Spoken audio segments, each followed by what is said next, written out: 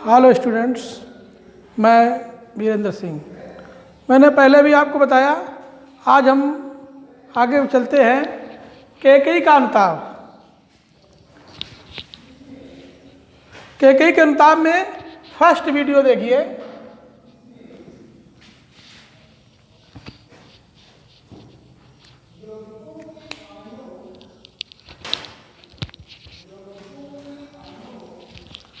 देखो लिखा है, तदंतर बैठी सभा उटज के आगे। तदंतर बैठी सभा उटज के आगे, नीले बितान के तले दीप बहु जागे। टकटकी लगाए नयन सुरों के थे हुए, परिणामोत्सुक उन भयातरों के थे वे। उत्फुल्ल करौंदी कुंज वायु रह रह कर, करती थी सबको पुलक पूर्ण मह मह कर। वह चंद्रलोक था कहाँ चांदनी वैसी, प्रभु बोले गिरा गंभीर नीर निध जैसी। देखिए संदर्भ में लिखेंगे। प्रस्तुत पद्यांश हमारी पाठ्य पुस्तक राष्ट्र कवि मैथिली शरण गुप्त द्वारा साकेत के 8वें सर्ग से, जो हमारी हिंदी के काव्य खंड में कैकेयी का अनुताप नामक शीर्षक में उद्धृत है प्रसंग। ये उस समय का वर्णन है जिस समय भरत श्री राम के पास, उनके कुटी के पास पहुंचते हैं। उसी समय का बहुत मार्मिक ढंग से कवि ने वर्णन किया है। लिखा है, देखते हैं आगे। तदंतर बैठी सभा उटज के आगे। श्री राम की जो कुटिया बनी हुई थी, उस कुटिया के सम्मुख संपूर्ण सभा बैठी हुई थी। नीले बितान के तले दीप बहु जागी। आकाश रूपी नीले चंदोवे के नीचे, आकाश रूपी नीले चंदोवे के नीचे संपूर्ण सभा बैठी हुई थी। तारे रूपी दीपक जल रहे थे। तारे रूपी दीपक जल रहे थे। टकटकी लगाए नयन सुरों के थे वे। देवता लोग एक टकी दृष्टि से देख रहे थे परिणाम जानने के लिए। परिणामोत्सुक उन भयातुरों के थे।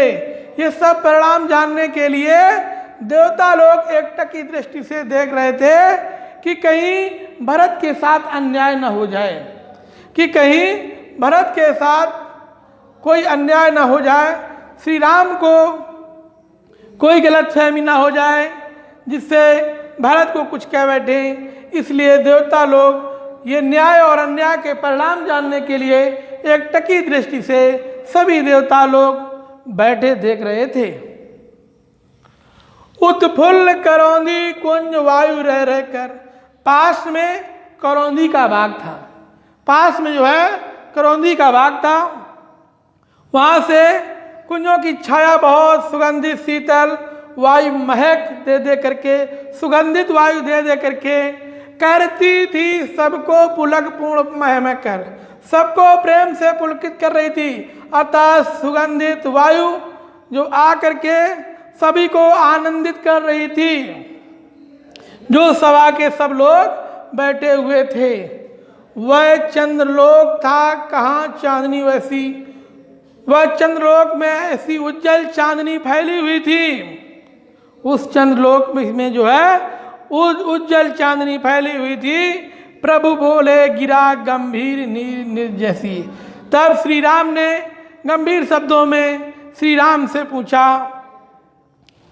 प्रभु बोले गिरा गंभीर नीर निध जैसी। तब श्री राम ने जो है गंभीर भाव से राम ने जो है भरत से गंभीर वाणी से कुछ पूछना प्रकट किया।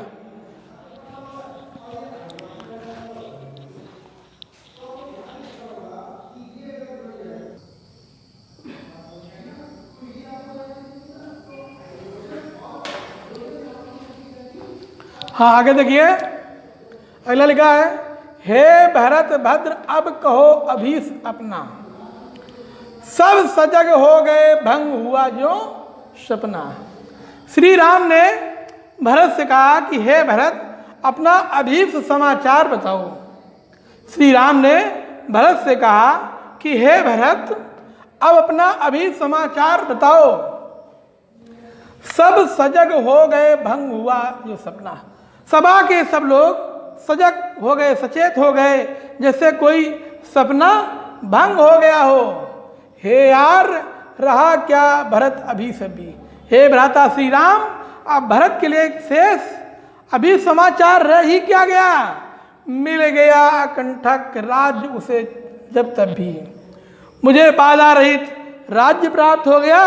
और पाया तुमने तरु की तरह बसेरा, वृक्षों की तरह पाया तुमने तरु तले अरण्य बसेरा। और आपने मुझे बाधा रूपी राज्य प्राप्त हो गया और आपने पत्तों की कुटिया के नीचे बसेरा पाया।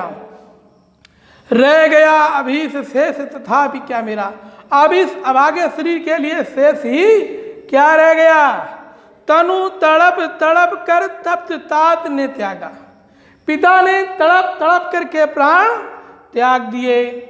तनु तड़प तड़प कर तप्त तात ने त्यागा, पिता ने तड़प तड़प करके प्राण त्याग दिए। क्या रहा अभीस और तथापि भागा, इस अभागे शरीर के लिए और शेष क्या रह गया। हाँ इसी अयस के हेतु जन्म था मेरा, इसी अपयस को पाने के लिए मेरा जन्म होना था। हाँ इसी अयस के हेतु जन्म था मेरा, इसी अपयस को पाने के लिए मेरा जन्म होना था। निज जननी ही के हाथ हनन था मेरा, अपनी माता के द्वारा ही इस प्राणों का हनन होना था। निज जननी माता, निज जननी ही के हाथ हनन था मेरा, इस हमारी माता के द्वारा ही हमारे प्राणों का हनन होना था।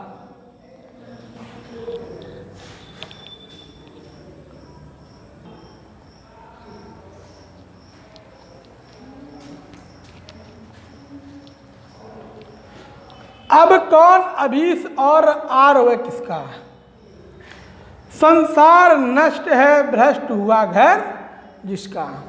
भरत ने कहा अब हमारे लिए अभी समाचार और शेष रह ही क्या गया।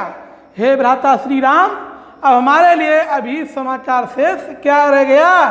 संसार नष्ट है भ्रष्ट हुआ घर जिसका, जिसका संसार घर द्वार सब कुछ नष्ट हो गया हो, उसके लिए अब शेष ही क्या रह गया।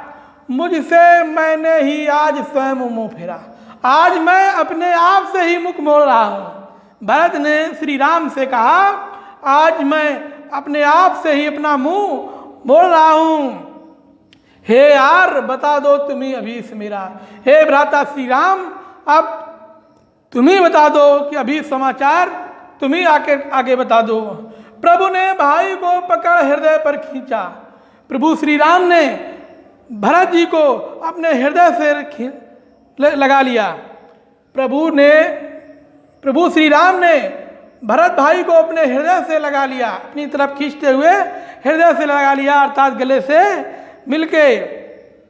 और रोदन जल से सविनोद उन्हें फिर सींचा और उनके नेत्रों से आंसू बहने लगे। श्री राम और भरत दोनों भाई गले से मिलकर के रुदन करने लगे। उससे आशय की थाह मिलेगी किसको। और श्री राम ने कहा भरत की आय और गंभीरता की थाह और किसको मिल सकती है। जनकर जननी ही जान न पाए जिसको, जिसकी आय और थाह की गंभीरता के बारे में जन्म देने वाली जो माँ जिसके बारे में न जान पाई, उसकी आय और थाह की गंभीरता को और कौन जान सकता है। देखो आगे लिखा है उसके आशय की थाह मिलेगी किसको, जनकर जननी ही जान न पाई जिसको। भरत की आय थाह गंभीरता के बारे में और कौन जान सकता है, जिसको जन्म देने वाली जो माता भी जिसके बारे में नहीं जान पाई, तो भरत की आय थाह गंभीरता के बारे में दूसरा और कौन जान सकता।